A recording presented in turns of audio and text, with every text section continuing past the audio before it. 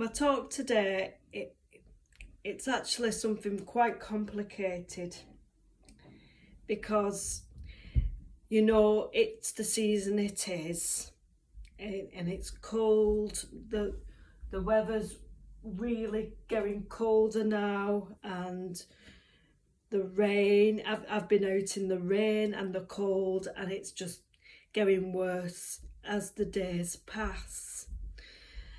Now, it's only going to get worse, and unfortunately, you're going to get things in your house you don't want, and it makes things complicated.